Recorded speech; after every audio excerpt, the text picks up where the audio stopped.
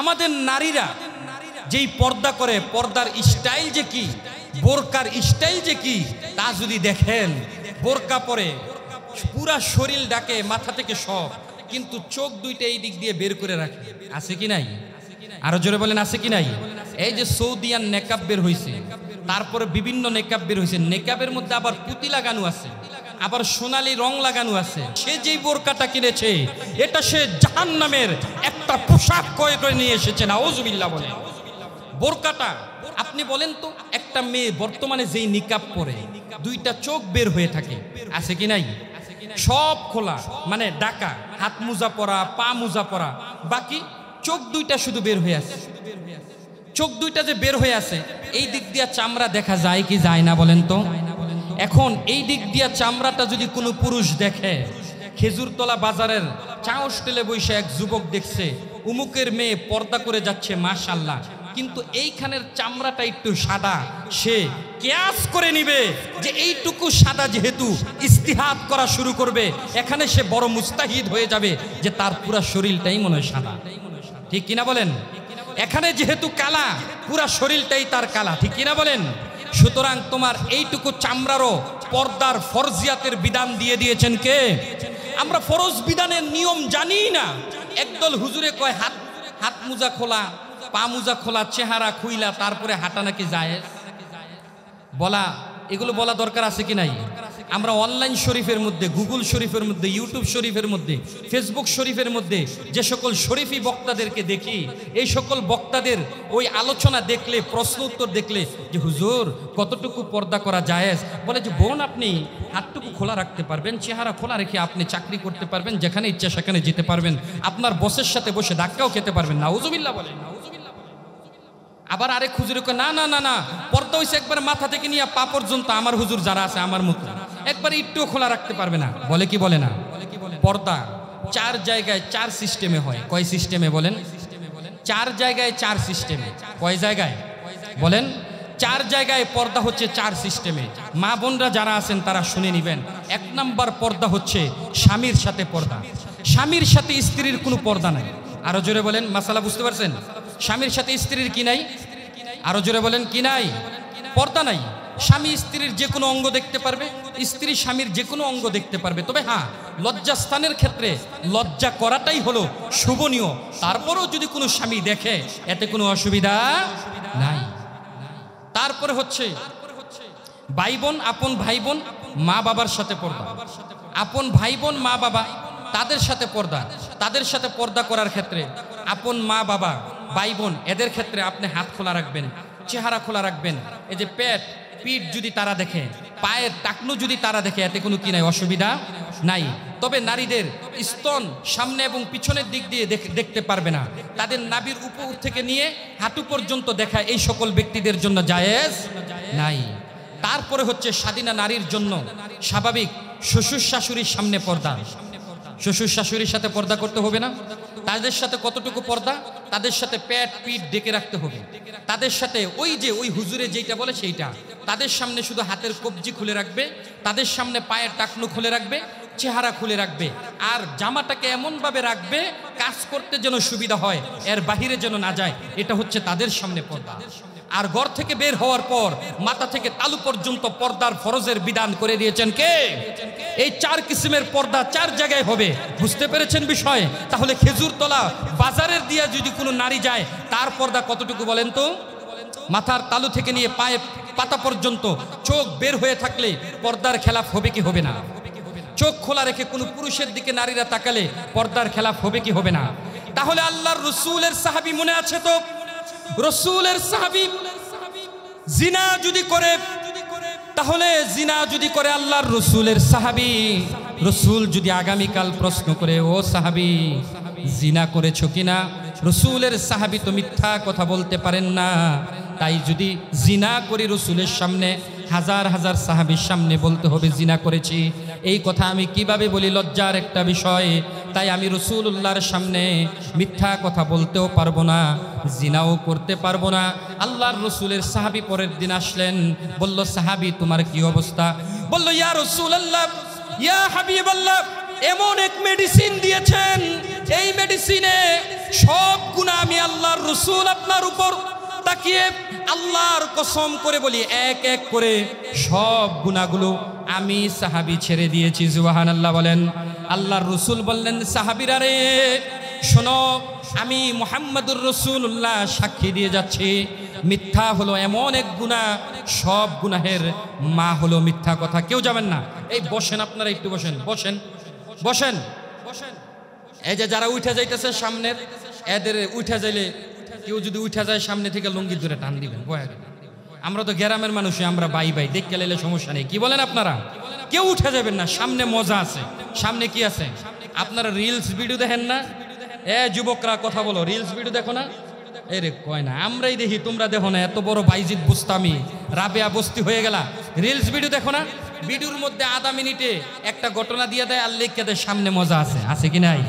Like comment share করো, সামনে মজা আছে বলে না? যারা মুরব্বী এরা খালি চায় রয়েছে, কি কয় সামনে মজা, reels video, like comment share. আপনারা বাইচা গেছেন, বলেন আলহামদুলিল্লাহ। আমরা ধ্বংস হয়ে গিয়েছি, এজন্য বলেন নাউজুবিল্লাহ। আগামী প্রজন্ম কি হবে বলার অপেক্ষা রাখে না, হয়তো এই আগামী প্রজন্মকে উলঙ্গ করে ছেড়ে দিবে একবারে। এই জন্য সম্মানিত হাজিরিন, আমি বলছিলাম যে সামনে ঘটনা যেটা আসতেছে খুবই চমৎকার একটি ঘটনা, এই ঘটনা ছেড়ে আমরা কেউ যাব না। আমি বলছিলাম যে পুঁজি একটা নিয়ে যেতে হবে, যে আজকের এই মজলিস থেকে আমরা বলবো শিরিক আল্লাহর ইবাদতের সাথে আর কখনো করব না ইনশাআল্লাহ। সাহাবীকে আল্লাহর রাসূল বললেন, সাহাবী মিথ্যা কথা ছেড়ে দিবে। মিথ্যা কথা যদি ছেড়ে দাও তাহলে সব গুনাহ তোমার ছাড়া হয়ে যাবে, কারণ মিথ্যা হলো সব গুনাহের মূল। তাই আল্লাহর রাসূলের পক্ষ থেকে আদেশ হলো, ও সাহাবীরা, ও আমার উম্মতেরা, কোনোদিন মিথ্যা কথা বলবে না, কারণ মুনাফিকের আলামত হলো তিনটা। যদি কথা বলে মিথ্যা কথা বলে, মনে আসেনি? 2 নাম্বার হলো তার কাছে কোনো কিছু আমানত রাখলে খেয়ানত করে। বাবা ছোট থাকতে আমাকে সামনে রেখে চাচার কাছে একটা সম্পদের দলিল দিয়ে গেছে, আমানত। ভাইজান যদি বেঁচে না থাকি, সন্তানের হাতে দলিলটা পৌঁছে দিবে, সন্তানকে সম্পদটা বুঝাইয়া দিবে। চাচা বড় খেয়ানত করলো, চাচা ভাতিজাকে বঞ্চিত করলো, আছে কি নাই? ওয়ালা তাকুলু আমওয়ালাল ইয়াতামা। আল্লাহ তাআলা ডাক দিয়ে বলে, ও বান্দা, রাসূল বলে নাই, আমি আল্লাহ নিজেই বলে দিলাম, ইয়েতিমের সম্পদটাকে বক্ষণ করিস না। কিন্তু তুই তো আমানতের খেয়ানত করেছিস, তোর নাম আমার বান্দার নামের কাছ থেকে কাটা। বলেন নাউজুবিল্লাহ। কারণ আমানতের খেয়ানত করা মুনাফিকের আলামত। কার আলামত বলেন? আরো জোরে বলেন, কার আলামত? 3 নাম্বার হলো আল্লাহর রাসূল বলেন, 1 নাম্বার কথা বলে মিথ্যা বলে, 2 নাম্বার আমানত করলে খেয়ানত করে, 3 নাম্বার ওই ব্যক্তিটা যদি ওয়াদা দেয় তাহলে ওয়াদা ভঙ্গ করে। যদি বলে যে হ্যাঁ হ্যাঁ হ্যাঁ তোমার কাছ থেকে টাকা নিলাম, আগামী বৃহস্পতিবার দিন দিয়ে দিব ইনশাআল্লাহ, আছে কি নাই? অনেক লোক বলে আজকে টাকা নিব, কালকে দিয়ে দিব। টাকা নেওয়ার সময় যে কত রকমের হস্তি নষ্টি করে, কিন্তু যখন টাকাটা তার কাছে চলে যায়, অবস্থা এমন হয়ে যায় যে তার কাছে আমি টাকা পাওনা না, যেন তার টাকাটা আমি চাওয়ার জন্য তার সামনে উপস্থিত হয়েছি। ঠিক না? তো এই জন্য সম্মানিত হাজিরিন, ওয়াদাকে খেলাফ করা যাবে। আমর ইবনুল আস ঘটনা মনে আছে তো? কোন জায়গার গভর্নর? চিৎকার দিয়ে বলেন। মিশরের গভর্নর। কোথাকার? মিশরের গভর্নর। আমর ইবনুল আসের নাক কাটার জন্য খ্রিস্টান পাদ্রীরা চলে এসেছে আমর ইবনুল আসের নাক কাটার জন্য। মনে আছে তো ঘটনা? আমর ইবনুল আসের নাক কেটে দেওয়া হবে। আমর ইবনুল আস বলেছে, তোমাদের সাথে আমি ওয়াদা করেছি, যদি তোমাদের ওই যিশু খ্রিস্টের নাকটাকে আমি ফিরিয়ে না দিতে পারি, আমার নাকটাকে কেটে দেওয়া হবে।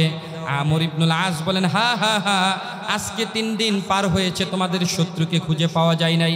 বিশাল এক সমাবেশ ডাক দেওয়া হলো, প্রায় শামতুল ঈদগাহ ময়দানের মতো এক ময়দানের মধ্যে আমর ইবনুল আসকে মাঝখানে আনা হলো, যে আজকে মিশরের গভর্নরের নাকটাকে কেটে দেওয়া হবে, কারণ সে তার কাজের ক্ষেত্রে দুর্বলতা প্রকাশ করেছে। আমর ইবনুল আস রাদিয়াল্লাহু তাআলা আনহুকে নেওয়া হলো নাক কাটার জন্য। জল্লাদ যখন তরবারিটা হাতে নিল নাক কেটে ফেলবে, ঠিক এমন সময়ে ঘোড়া দিয়ে সেই পাহাড়ের পিছন দিক থেকে একজন সাহাবী দৌড়াতে দৌড়াতে আসলেন, হাতের মধ্যে একটা তীর। তিনি বললেন লিল্লাহি তাকবীর, চিৎকার দিয়ে বলেন লিল্লাহি তাকবীর, আরো জোরে বলেন লিল্লাহি তাকবীর। ওই সাহাবী চিৎকার দিয়ে বললেন আল্লাহু আকবার, আল্লাহর কসম করে বলি 1 মিনিটের জন্য আমাকে সময় দাও। তোমরা গভর্নরের নাকটাকে কেটে দিবে না, বরঞ্চ আমার কল্লাটাকে কেটে দাও।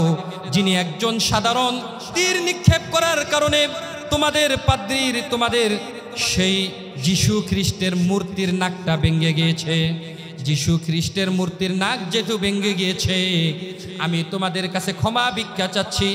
আমর ইবনুল আস তাকে বললেন, তুমি কেন তাদের মূর্তির নাকটা ভেঙেছো? তোমাকে শাস্তি দেওয়া হবে। আল্লাহু আকবার বলেন। দেখেন, একজন মুসলিম শাসক মূর্তি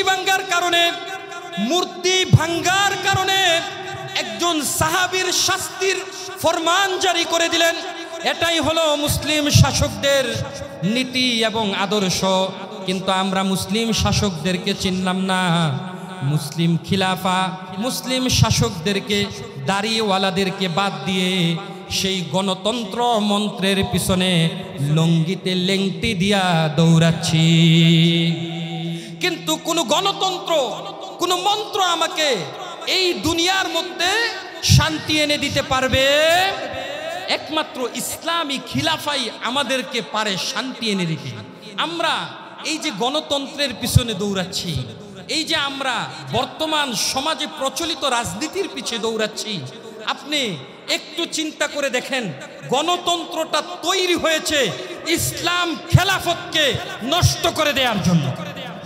যারা স্বপ্ন দেখে, সুস্পষ্ট ভাষায় ওই সকল আলেমদেরকেও বলি, যারা স্বপ্ন দেখে গণতন্ত্রের মাধ্যমে বাংলা ইসলাম প্রতিষ্ঠা করবে, আল্লাহর কোরআন সামনে রেখে বলে যাচ্ছি, ওয়াল্লাহি কখনো গণতন্ত্র বাংলার সমাজের মধ্যে ইসলাম প্রতিষ্ঠা করবে না, করবে না, করবে না।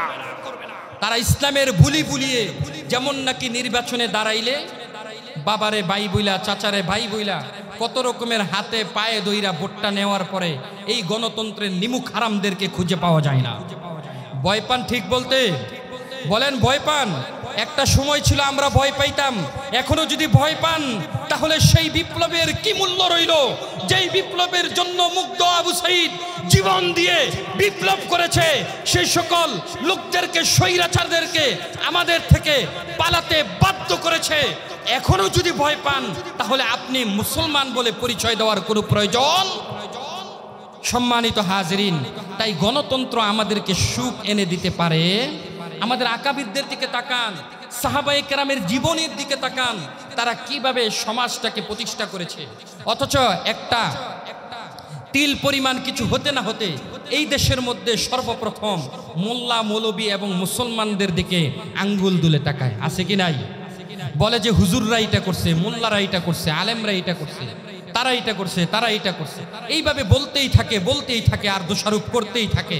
এই দেশটাকে একেবারে মগার মুল্লুক বানিয়ে ফেলেছে তারা। সংখ্যা লঘু বলতে বলতে, তারা অল্প সংখ্যক লোক বলতে বলতে আজকে আমাদের মাথার উপর তারা কাঁঠাল ভেঙে খাচ্ছে, ঠিক কিনা বলেন? সারা রাষ্ট্রটাকে তারা দখল করে ফেলেছে। মুসলিম সন্তানগুলোও জানে না। আজকে তারা নীরবে নীরবে আমাদের শিকড়গুলো কেটে দিচ্ছে। নামকাওয়াস্তে জুমার মধ্যে মুসল্লিতে ভরপুর হয়ে যায়, কিন্তু সারা দিনের মধ্যে নামাজে মুসল্লি নাই। হিন্দুত্ববাদীর একটা আলামত, ঠিক কিনা বলেন? এইসব শিক্ষা হিন্দুত্ববাদী থেকে নিয়েছে, এইসব শিক্ষা খ্রিস্টানদের থেকে নিয়েছে, এইসব শিক্ষা বৌদ্ধদের থেকে নিয়েছে। প্রকৃত মুমিনরা কখনো শুধু জুমার নামাজের জন্য একত্রিত হয় না, 5 ওয়াক্ত নামাজের জন্য একত্রিত হয়, ঠিক কিনা বলেন? আমর ইবনুল আস রাদিয়াল্লাহু তাআলা আনহু বললেন, তোমাকে কঠিন থেকে কঠিন শাস্তি দেওয়া হবে। আমর ইবনুল আস রাদিয়াল্লাহু তাআলা আনহুকে সাহাবী বললেন, ও আল্লাহর রাসূলের সাহাবীর গভর্নর, শুনেন, আমি ইচ্ছা করে কাজটি করিনি। আমি কাজটি করেছি একমাত্র আমার শিকারের জন্য, জীবিকা উপার্জনের জন্য। আমর ইবনুল আস বললেন, তাহলে এই যে মূর্তির নাকটা ভেঙে গিয়েছে, রাজপ্রাসাদ পর্যন্ত বিচার চলে এসেছে, গভর্নরের শাস্তি প্রতিষ্ঠিত হয়ে যাওয়ার মতো অবস্থা হয়েছে, তারপরও কি তোমার টনক নড়ল না? বিবেকে সারা পড়ল না? তারপরও তোমাকে এত ডাকলাম, কেন আসলে না? আমর ইবনুল আসকে সাহাবী ঈমান দীপ্ত একটি জবাব দিয়ে দিলেন। তিনি বললেন, এই সকল পাথরের মূর্তির কোনো মূল্য আমি আল্লাহর রসুলের সাহাবীর কাছে নাই। সুবহানাল্লাহ বলবেন না? আল্লাহর রসুলের সাহাবীর কাছে এই সকল পাথরের মূর্তির কোনো কি নাই, মূল্য নাই। যে সকল পাথরের মূর্তির মূল্য আমরা দেওয়ার জন্য মাধবদী শ্মশানের মধ্যে বীর জমে, আমরা তাদের পূজার মধ্যে যাওয়া মানে কি? একটু চিন্তা করে দেখেন, তারা যদি 90 দেশে, মুসলিম দেশের মধ্যে জনসংখ্যা 18 কোটির মধ্যে 16 কোটি যদি মুসলিম হয়, 2 কোটি যদি মাত্র হিন্দু হয়, ওই রাষ্ট্রের মধ্যে আপনি একটু মিডিয়ার দিকে তাকাইয়া দেখবেন ভাই, আপনার পা দুইটার মধ্যে হাত দিয়ে বলি, একটু মিডিয়ার দিকে তাকাইয়া দেখবেন যে হিন্দুদের যেই পূজা হয় প্রত্যেকটা পূজার মধ্যে এত এত লোক হয়েছে, গণনা করলে মনে হবে যেন প্রায় বাংলার 14 কোটি মানুষ সেখানে জমায়েত হয়েছে। সুতরাং তাদের এই মূর্তি পূজার মধ্যে আমরা মুসলমান সন্তানরা গিয়ে কি প্রকাশ করলাম? আন্তর্জাতিক মিডিয়াকে আমরা দেখিয়ে দিলাম তারা সংখ্যায় অল্প নয়, তারা বেশি। নাউজুবিল্লাহ বলে, এটা আমরা তাদের শক্তি যোগাইলাম, আমরা তাদের সমর্থন করলাম। এই জন্য যুবক, আজকে থেকে নিয়ত করো, ইনশাআল্লাহ কোন দুর্গা পূজায় অথবা মূর্তিকে দেখার জন্য আমরা এক পলক উকিও দিব না, ইনশাআল্লাহ। আরো জোরে বলেন ইনশাআল্লাহ। আল্লাহ তাআলা আমাদেরকে শিরক থেকে মুক্ত থাকার তৌফিক দান করুক, সকলে বলেন আমিন। আরো জোরে বলেন আমিন। সম্মানিত হাজরিন, এই সকল মূর্তি পূজার সমর্থনও দেওয়া যাবে না। আল্লাহর রসুলের সাহাবীরা মূর্তি পূজাটাকে কিভাবে ছেড়েছেন? এক রবের ইবাদতের জন্য সাহাবায়ে কেরাম, এমনকি আদনা থেকে আদনা নারীরাও কিভাবে তারা জীবনকে উৎসর্গ করেছে এক রবের জন্য। একটু সুমাইয়া রাদিয়াল্লাহু তাআলা আনহার জীবনীর দিকে তাকাবেন, হযরতে বেলাল রাদিয়াল্লাহু তাআলা আনহুর জীবনীর দিকে তাকাইবেন, তাকাইলে বুঝতে পারবেন তারা আল্লাহর রবের, এক রবের ইবাদতের জন্য জীবনটাকে কতটা উৎসর্গ করেছে। হযরতে বেলাল রাদিয়াল্লাহু তাআলা আনহু, তার সামনে ইসলামের দাওয়াত গেল, আর বলা হলো, বেলাল আজকে থেকে যত মূর্তিগুলোর সামনে ইবাদত করতে, যত মূর্তিগুলোকে রব হিসেবে মেনে নিতে, জেনে রাখো এক মুহাম্মাদুর রাসূলুল্লাহ এসেছেন, আর কোনো দেবতার সামনে, মূর্তির সামনে মাথা নত করা যাবে না। তোমার মালিক বলুক, দুনিয়ার কোনো ব্যক্তি বলুক, যত বড় ব্যক্তি বলুক না কেন, যত বড় শাস্তি আসুক না কেন, আজ থেকে সেই মূর্তিগুলোর সামনে কোনো মাথা নত করা যাবে না। হযরতে বেলাল বলল, তাহলে কার সামনে মাথা নত করব? বেলালকে রাসূলুল্লাহর সাহাবী বললেন, ও বেলাল শোনো, আজ থেকে এক রব আল্লাহ তাআলার সামনে মাথা নত করবে। হযরতে বেলাল রাদিয়াল্লাহু তাআলা আনহু বললেন, লা ইলাহা ইল্লাল্লাহ লা শারীকা লা, এক আল্লাহর উপর ঈমান আনলাম, তার সাথে আজ থেকে কোনো শিরিক করব না। হযরতে বেলালের এই ঘোষণা শোনার পর বেলালের যেই মালিক ছিল, মালিক বেলালের উপর নির্যাতনের স্টিম রুলার চালু করে দিল। হযরতে বেলাল রাদিয়াল্লাহু তাআলা আনহুকে হযরতে বেলালের মালিক উত্তপ্ত মরুভূমির মধ্যে নিয়ে সেখানে খালি গায়ে শুয়ে দিল এবং তার উপর পাথর চাপা দিল। হযরতে বেলাল রাদিয়াল্লাহু তাআলা আনহুর ব্যাপারে যত হাদিসগুলো এসেছে, হাদিসের মধ্যে এসেছে বেলাল রাদিয়াল্লাহু তাআলা আনহুর পিছনের অংশটা শক্ত হয়ে গিয়েছিল ওই উত্তপ্ত বালিতে পড়ার কারণে। হযরতে বেলাল কতটা কষ্ট পেয়েছেন। আপনারা যদি কেউ বাইতুল্লাহ গিয়ে থাকেন হজ করার জন্য অথবা উমরা করার জন্য, জানবেন বাইতুল্লাহর মরুভূমি অথবা রোড ঘাটগুলো কতটা উত্তপ্ত। এই উত্তপ্ত মরুভূমি আধুনিকতার যুগে যেই রাস্তাগুলো এতটা আধুনিক হয়েছে, আধুনিকতার ছোঁয়া পেয়েছে, ওই রাস্তাগুলো কতটুকু উত্তপ্ত যারা সৌদিতে ছিলেন তারাই বলতে পারবেন। সৌদির অবস্থা হলো, হারাম শরীফের মধ্যে যাওয়ার সময় রাস্তার দুই পাশে এই ছোট ছোট ঝর্ণার মতো একেবারে অল্প অল্প জাররা পরিমাণ করে পানি পড়ে, রাস্তা ঠান্ডা থাকার জন্য, যাতে মুসল্লিরা নামাজ পড়তে যাইতে সহজ হয়, আসতে সহজ হয়। দুর্ভাগ্যবশত আমি যখন উমরায় গিয়েছিলাম তখন একদিন জোহরের নামাজের পর নিয়ম হলো যে হাজিরা সবাই উমরা করতে যাক অথবা বড় হজ করতে যাক, একটা জুতার ব্যাগ রাখতে হয়। কারণ অধিকাংশ মানুষের জুতার কালার হচ্ছে একরকম, জুতা একসাথে রাখলে একজনেরটা আরেকজনে নিয়ে যায়, চোরে নিয়ে যায় এমনটা না।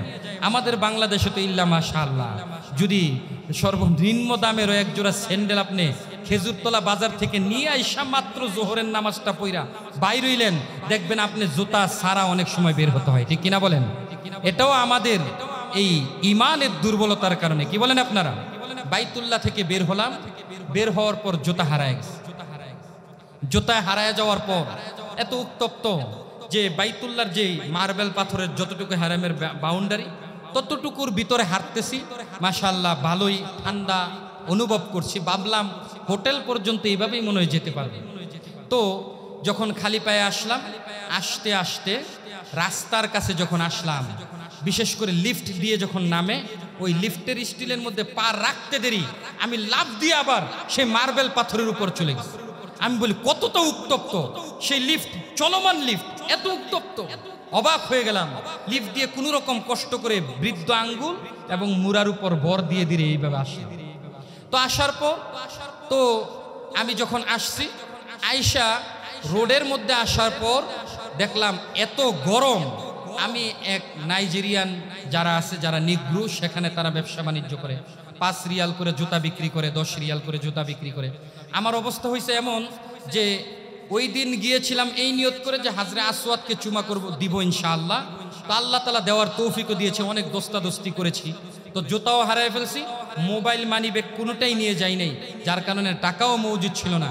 আমি বললাম ভাই আমারে এক জোড়া জুতা দিয়ে ওয়াল্লাহি বিল্লাহি তাল্লাহি আমি হোটেলে গিয়ে তোরে পৌঁছায় দিব, আল্লাহরে সাক্ষী রাখতেছি, এই বাইতুল্লাহর মালিকরে সাক্ষী রাখতেছি। সে বলল যতই সাক্ষী রাখো ভাই, তোমার বাড়ি তো বাংলাদেশ, বাঙালি করে বিশ্বাস করি। আল্লাহু আকবার কইতেন না নাকি নাউজুবিল্লাহ কইবেন? নাউজুবিল্লাহ। ওই দেশের মধ্যে সাধারণ মানুষদের ইমানটা নষ্ট করছে পাকিস্তানি আর বাঙালিরা। সৌদিয়ান মালিকদেরকে চালাক বানাইছে বাঙালি এবং পাকিস্তানিরা।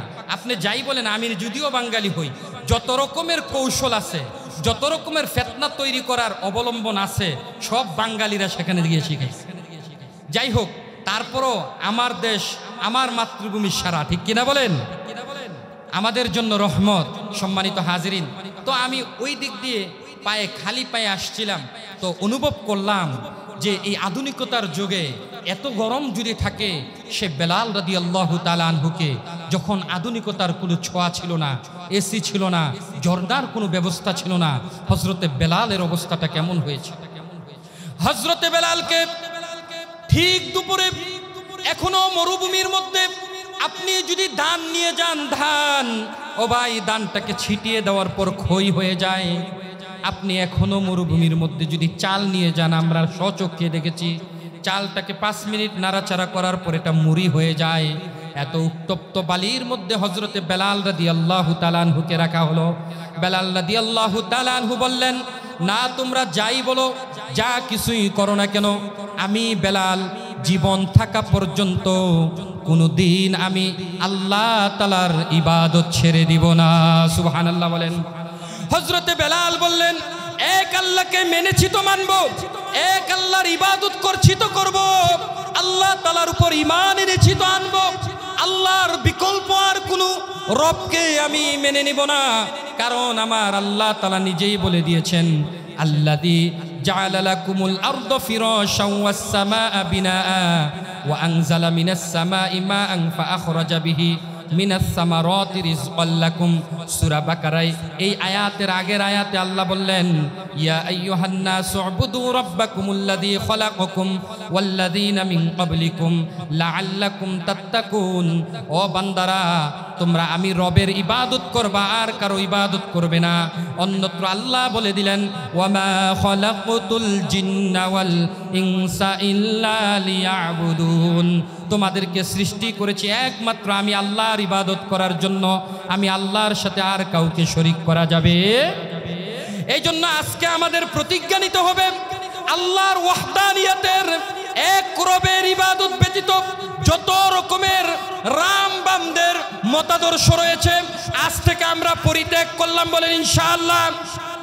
আজ থেকে সমাজের মধ্যে শিরকি যত কর্মকাণ্ড হবে নিজেরা স্বহস্তে সেই শিরকি কর্মকাণ্ডগুলোকে নিজেরা প্রতিহত করব।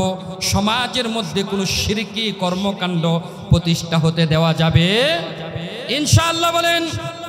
সম্মানিত হাজিরিন, এটাই আল্লাহ তাআলা বললেন, ওয়ালা ইউশরিক বিইবাদাতি রাব্বিহি আহাদা, এক রব ব্যতীত আর কারো ইবাদত করবে না, রবের ইবাদতের ক্ষেত্রে কাউকে শরীক করবে না। হযরতে আসিয়া নাম শুনেছেন কি শুনেন নাই? ফিরাউনের স্ত্রী, এত বড় একজন বাদশার স্ত্রী, তার সম্পদের কোনো অভাব ছিল না, রূপ লাবণ্য মেকআপের কোনো অভাব ছিল না, গাড়ির সরওয়ারের কোনো অভাব ছিল না। যেখানে ইচ্ছা সেখানে বাহন দিয়ে যাইতে পারতেন, যে কোনো ফল চাইলেই খাইতে পারতেন, যে কোনো রূপসজ্জা চাইলেই করতে পারতেন, যা চাইতেন তাই পাইতেন। কিন্তু ফিরআউনের স্ত্রী এত কিছু থাকা সত্ত্বেও যখন হযরতে মূসা আলাইহিস সালাতু ওয়াস সালাম বললেন, কুলি লা ইলাহা ইল্লাল্লাহ, ও আসিয়া পড়ে নাও, আল্লাহ ব্যতীত আর কোনো ইলাহ নাই, আল্লাহ ব্যতীত আর কারো ইবাদত করবে না। ফিরআউনের স্ত্রী আসিয়া আলাইহিস সালাতু ওয়াস সালাম আল্লাহর উপর ঈমান আনলেন এবং এক আল্লাহর উপর ভরসাটা এমন ভাবে করলেন আর বললেন যে আজ থেকে আমি প্রতিজ্ঞা করলাম আল্লাহ ব্যতীত আর কারো ইবাদত করব না। সুবহানাল্লাহ বলেন, আরো জোরে বলেন সুবহানাল্লাহ। হযরত আসিয়া আলাইহিস সালাতু ওয়াস সালাম আল্লাহর ইবাদতের জন্য নিজের জীবনকে উৎসর্গ করতেও রাজি হয়ে গেছেন। ফিরআউনের কানের মধ্যে কথাটা পৌঁছে গেল।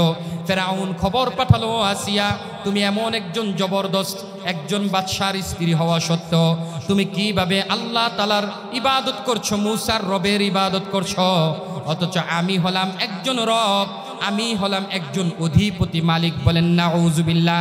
ফিরআউন বলল, আনা রব্বুকুমুল আলা, আমার চেয়ে বড় কোনো খোদা নাই। বলেন নাউযুবিল্লাহ। দুনিয়ার জমিনের মধ্যে যে যত বেশি দাম্ভিকতা দেখিয়েছে তাকে তত বেশি অপদস্থ করেছেন কে? আরো জোরে বলেন কে? একটু চিৎকার দিয়ে ঘুমটাকে ভেঙ্গে চিৎকার দিয়ে বলেন কে? আল্লাহ তাআলা ওই দাম্ভিক ফিরআউনকেও অপদস্থ করেছেন, পানির মধ্যে চুবাইয়া চুবাইয়া মারছেন, ঠিক কিনা বলেন? আল্লাহ তাআলার সাথে এমনভাবে শিরিক করেছিল, বলেছিল আনা রব্বুকুমুল আলা, আমার চেয়ে বড় রব এই পৃথিবীর জমিনের মধ্যে নাই। হযরতে মূসা আলাইহিস সালাতু ওয়াস সালামের দাওয়াতি মিশনকে ফিরআউন প্রত্যাখ্যান করেছিল। যখন নাকি ফিরআউনকে এই নদীর মধ্যে, নীল নদের মধ্যে চুবানো হচ্ছে, তখন ফিরআউন আল-আনা ওয়াকাদ আসাইতা ক্বাবলু ওয়া কুনতা মিনাল মুফসিদিন ফালইয়াউমা নুনাজ্জিকা বিবাদানিকা লিতাকুনা লিমান খালফাকা আয়া ওয়া ইন্না কাসীরাম মিনান নাসি আন আয়াতিনা লাগাফিলুন। আল্লাহ তাআলা বললেন, এখন যদি তুমি ঈমান আনো, ও ফিরআউন, তোমার ঈমান কোনো গ্রহণ করা হবে না। ফিরআউন, তোমাকে আমি আল্লাহ তাআলা নীল নদের মধ্যে চুবাইয়া মারব। আমি আল্লাহ তাআলার সাথে অবাধ্যতা করার জন্য। শুধু ফিরআউন নয়, যুগে যুগে যত ফিরআউন আসবে, যদি আল্লাহ তাআলার সাথে অবাধ্যতা করে, আল্লাহর সাথে নাফরমানি করে, প্রত্যেক যুগের ফিরআউনকে অপদস্থ করে দিবেন কে? এই দেশের 90 ফিরআউনকে অপদস্থ করেছেন কে? আরো জোরে চিৎকার দিয়ে বলেন কে? নেপালের ফিরআউনকে অপদস্থ করেছেন কে? শ্রীলঙ্কার ফিরআউনকে অপদস্থ করেছেন কে? আল্লাহ তাআলা যুগে যুগে সব ফিরআউনকে অপদস্থ করবে।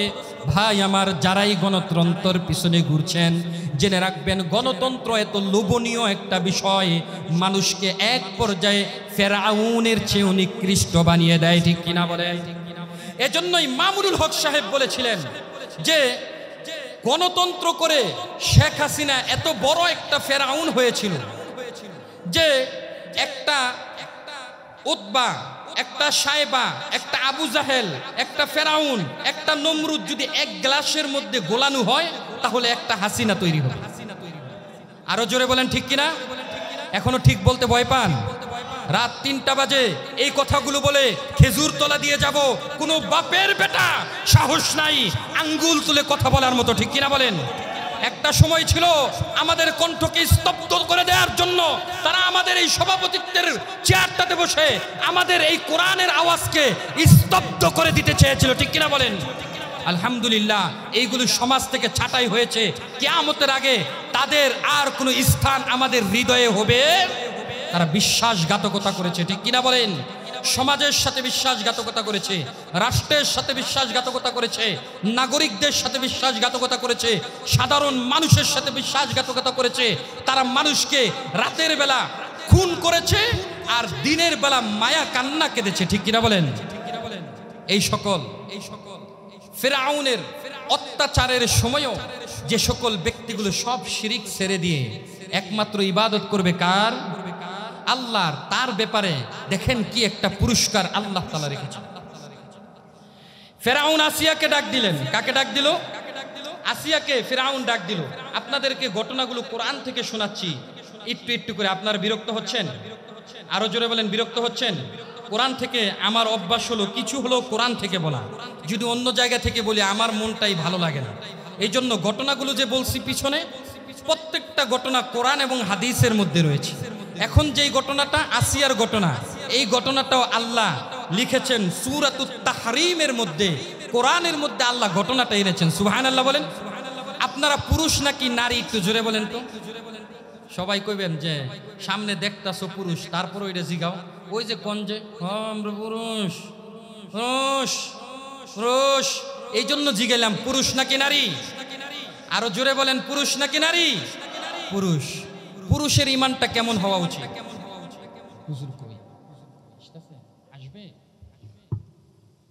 পুরুষ নাকি নারী? আমরা পুরুষ।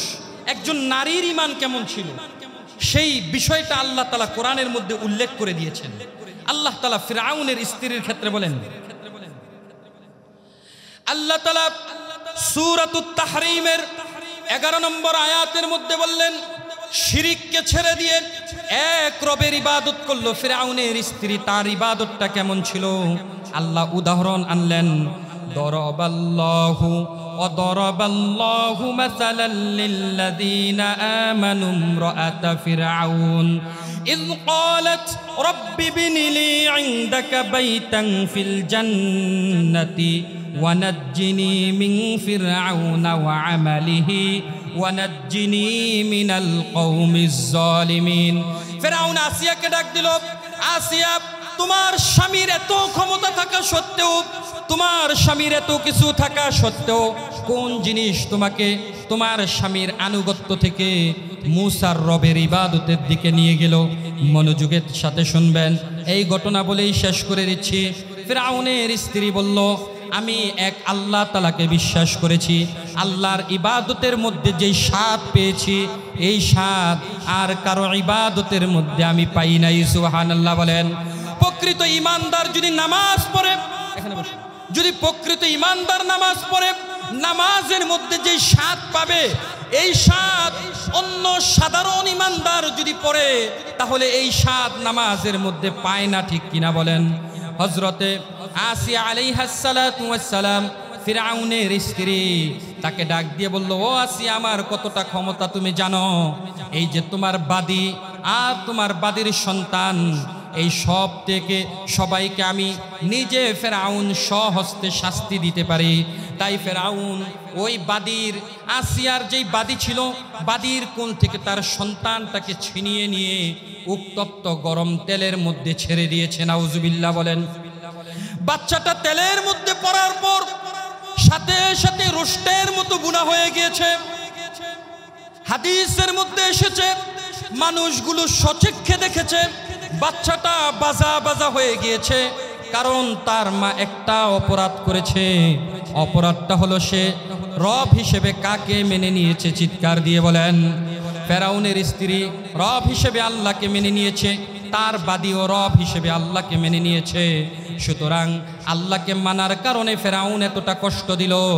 ওই সন্তানকে সব মানুষ দেখলো যে বাজা বুনা বুনা হয়ে গিয়েছে, কিন্তু ফিরআউনের স্ত্রী এবং বাদী দেখে সন্তানটা একটা ফুল বাগানের মধ্যে খেলাধুলা করছে। সুবহানাল্লাহ বলেন। ফুল বাগান থেকে হাত ছানি দিয়ে মাসুম বাচ্চাটা ডাক দিয়ে বলে, মা, যেই ফিরআউন জালেম শাসক তোমার উপর তোমার উপর জুলুম করলো, আমি কসম করে বলছি আমাকে সে আগুনের মধ্যে ফেলে দেয় নাই, সে আমাকে একটি ফুল বাগানের মধ্যে ছেড়ে দিয়েছে। আমাদের প্রধান বক্তা এসেছে, সকলে একটা তাকবীর দেই, লিল্লাহি তাকবীর, আরো জোরে বলি লিল্লাহি তাকবীর। আল্লাহ তাআলা হযরতের হায়াতে বারাকা দান করুক, সকলে বলেন আমিন। অনেক কষ্ট করে ভাইজান এসেছেন, আমি সময় নষ্ট করব না। প্রথম দিন অনেক সময় হয়েছে আপনাদের, ভাই জ্যামে ছিলেন। আমি এই যে একটা চিঠি পেয়েছি, প্রধান বক্তা অনেক সুন্দর আলোচক আপনাদের সামনে উপস্থিত হয়েছেন। আমি দোয়া করি আল্লাহ তাআলা ভাইয়ের মূল্যবান কথার মাধ্যমে আমাদেরকে কিঞ্চিত হলেও হেদায়াত গ্রহণ করার তৌফিক দান করবেন আল্লাহ তাআলার কাছে, এটাই আমরা আশা করি। সকলে বলেন আমিন। সংক্ষিপ্ত ভাই অনুমতি দিলে আসিয়ার ঘটনা, সূরা তাহরিমের 11 নম্বর আয়াতের তাফসীরের ঘটনাটা নিচ্ছিলাম। যে আসিয়াকে বলল ফিরআউন যে আসিয়া, এখন তোমার শাস্তি। বাদীকে ছেড়ে দেওয়া হলো আগুনের মধ্যে, দেখে আসিয়া বেঁচে যায় কিনা, আসিয়া ঈমান ছেড়ে দেয় কিনা। কিন্তু আসিয়া ঈমান ছাড়তে রাজি নাই। আল্লাহু আকবার বলেন। প্রধান বক্তা আসছে, এখন আমার এলাকার মানিজ্জত মাইরে নেবেন, বিবাড়িয়ার মানুষ, ওই এলাকায় যে হুজুরের এলাকাতে আসছি, বয়ান করে দেখছি কেউ জোরে জোরে চিল্লায় না। সবাই একটু সামনে আসেন, লা ইলাহা। ও ভাই সামনে আসেন, একটু সামনে আসেন, সুন্দর করে দেন পরিবেশটা, একটু নড়াচড়া করে সামনে আসেন। ওই যে কেউ আবার এই উসিলায় উঠতে যাবেন কেনা, গেটে দাঁড়ান দাঁড়ান দাঁড়ান, ধরবেন ওনারে, জাতা দিয়া ধরবেন যাতে যাইতে না পারে, ধরেন সামনে চলে আসেন সবাই। লা ইলাহা। সম্মানিত হাজিরিন, আসিয়া বলল যে আমি আল্লাহ তাআলার উপর যে ঈমান এনেছি এটাকে ছাড়তে পারবো না। ফিরআউন বলল তোমার শাস্তি কঠিন থেকে কঠিন হবে। সমাগম করা হলো, বিশাল এক ময়দানের মধ্যে মানুষদেরকে ডাকা হলো, সব মানুষদেরকে এক করে বলা হলো আজকে ফিরআউনের স্ত্রীকে শাস্তি দেয়া হবে। কি শাস্তি দেয়া হবে? সব মানুষের সামনে একজন বাদশাহ বা প্রধানমন্ত্রীর স্ত্রীর সকল কাপড় চোপড়গুলো খুলে দেওয়া হবে। নাউজুবিল্লাহ বলেন। একজন নারীকে, ও মুসলমান একটু চিন্তা করো, একজন নারীর যদি এমন হয়, তার ইজ্জত আবরু নিয়ে যদি কোনো খেলা করে, সাধারণ একজন নাস্তিকও সহ্য করতে পারে না, ঠিক কিনা বলেন? হযরতে ফিরআউন আলাইহিস সালাতু ওয়াস সালামের ইজ্জত নিয়ে ফিরআউন সেই মানুষের জমায়েতের মধ্যে একজন ঈমানদার নারীর ঈমান নিয়ে, আল্লাহ তাআলার উপর ঈমান আনার কারণে শাস্তি নিয়ে, তার ইজ্জত নিয়ে সে খেলা করছে। সবার সামনে তার পোশাকটাকে খুলে দেওয়া হলো। বলল আসিয়া এখনো সময় আছে, এক রবের ইবাদত ছেড়ে দিয়ে যদি তুমি আমাকে রব হিসেবে মেনে নাও তাহলে তোমাকে ছেড়ে দিব। আসিয়া বলল কখনোই না, কখনোই আমি এটাকে ছাড়তে রাজি নই। এক আল্লাহর উপর ঈমান এনেছি, ওয়ালা ইউশরিক লা তুশরিক বিল্লাহ, আল্লাহর উপর আমি শিরিক করব না। ইন্নাশ শিরকা লা যুলমুন আযীম, কারণ আল্লাহ তাআলা শিরকের চেয়ে বড় কোনো গুনাহ রাখে নাই। তো আল্লাহ তাআলার উপর ঈমান আনার কারণে আসিয়াকে বলল, ও আসিয়া এখন তোমাকে কাঠের মধ্যে ঝুলিয়ে দেওয়া হবে। আসিয়াকে কাঠের মধ্যে ঝুলিয়ে দেওয়া হলো। চারদিকে এইভাবে কাঠটাকে পেরেক মেরে রেখে দেওয়া হলো। আসিয়ার দুই হাতকে দুই কাঠের মধ্যে, দুই পাকে দুই কাঠের মধ্যে পেরেক মেরে দেওয়া হলো। আসিয়ার চিৎকারে, আসিয়ার কষ্টে সকল ফেরেশতাগুলো কাঁদে, সবাই কাঁদে। আল্লাহ তাআলার আরশ পর্যন্ত কেঁপে যায়। আসিয়ার জন্য কি করা যায়? জিব্রাইল আমিন বলল, আসিয়া আমাদেরকে বলো, সকল ফেরেশতার মাধ্যমে আমি হলাম জিব্রাইল, ফেরেশতাদের নেতা, তোমাকে সাহায্য সহযোগিতা করব। আল্লাহর পক্ষ থেকে ঘোষণা আসলো, ও জিব্রাইল জিজ্ঞেস করো আসিয়া কি চাই। আসিয়া বলল, না না কিছু চাই না, কারণ যেই রবের উপর ঈমান এনেছি, মূসা বলেছে ওই রব নাকি ইন্নাল্লাহা সামিউম বাসীর, ওই রব নাকি অন্তরের জিনিসটাও দেখতে পান, সব কিছু শুনতে পান। আমি আসিয়ার এই অবস্থা, এটা দেখছেন কে? আরো জোরে বলেন, দেখছেন কে? আল্লাহ তাআলা দেখছেন। তুমি জিব্রিল আল্লাহকে গিয়ে বলো, আল্লাহ আপনার যা খুশি আসিয়ার জন্য সেটা ফয়সালা করে দেন। আল্লাহু আকবার বলেন। আসিয়ার ক্ষেত্রে আল্লাহ তাআলা বলল, আজকে আমি আসিয়াকে ইখতিয়ার দিয়ে দিলাম, আসিয়ার যা খুশি আমার কাছে যদি চায় আমি আসিয়াকে তা দান করে দিব। আসিয়াকে বল্লম মারা হবে, এখনোই আসিয়াকে শহীদ করে দেওয়া হবে। এই মুহূর্তে আসিয়া বলল, আল্লাহ আর কোনো কিছু আমি আপনার কাছে চাই না, একটা জিনিস আমি আপনার কাছে চাই, ইয ক্বালাত রাব্বি বিনিলি ইনদাকা বাইতান ফিল জান্নাহ, ও আল্লাহ জান্নাতে আমি এমন একটা ঘর চাই যেই ঘরের জানালাটা খুললে আপনি আল্লাহকে দেখা যাবে। সুবহানাল্লাহ বলেন। ঘরটার জানালাটা যখন খুলবো আপনাকে দেখা যাবে, ঘরের দরজাটা যখন খুলবো আপনাকে দেখা যাবে। অসম্মানিত হাজরিন, প্রথমে বলেছিলাম আলোচনার একদল লোক জান্নাতের মধ্যে থাকবে এমন, যাদের জানালাটা খুললেই তারা আল্লাহরে দেখতে পাবে, দরজাটা খুললেই আল্লাহকে দেখতে পাবে। আসিয়া হলো তাদের মধ্য থেকে একজন। বলেন তো আসিয়া ঈমান এনেছিল কার উপর? আসিয়াকে শহীদ করে দেওয়া হলো। আল্লাহ আসিয়ার জান্নাতটা আসিয়ার সামনে তুলে ধরলেন, আর আসিয়ার সাথে বললেন, ও আসিয়া আমি তোমার সাথে ওয়াদা দিচ্ছি, শেষ নবী মুহাম্মদুর রাসূলুল্লাহর স্ত্রী হিসেবে তোমার বিবাহে নাতে ঘোষণা করে দিলাম। শুধু জান্নাতে ঘোষণা দিয়েই শেষ নয়, তুমি আসিয়াকে আমি আল্লাহ তাআলার রেজামন্দি এমন ভাবে দিলাম, একটা জান্নাত আমার পাশে বানাইয়া দিলাম। ওই জান্নাতের দরজাটা খুললে, জানালাটা খুললে আমি আল্লাহকে দেখবা। জান্নাতটা তোমার জন্য স্পেশাল বানিয়ে দেওয়া হলো। আর তোমাকে আমি আল্লাহ তাআলা ওয়াদরাবাল্লাহু মাসালাল লিল্লাযিনা আমানু ইমরাআতা ফিরআউন, আল্লাহ তাআলা বললেন তোমাকে উদাহরণ স্বরূপ কিয়ামত পর্যন্ত সকল মুমিনা নারীদের জন্য, পুরুষদের জন্য উদাহরণ রেখে দিলাম। এই জন্য একজন নারী যদি এত মজবুত ইমানদার হতে পারে, তাহলে আমরা কি পারি না? ইনশাআল্লাহ যত বিপদ আসুক, যত রাষ্ট্রীয় চাপ আসুক, যত সামাজিক চাপ আসুক, কখনো আমাদের রবের সাথে শিরকে আমরা আপোষ করব ইনশাআল্লাহ। বলেন সকলে। আল্লাহ তাআলা যা কিছু বললাম সর্বপ্রথম আমাকে, তারপর সকলকে আল্লাহ তাআলা আমল করার তৌফিক দান করুক। সকলে বলেন আমিন।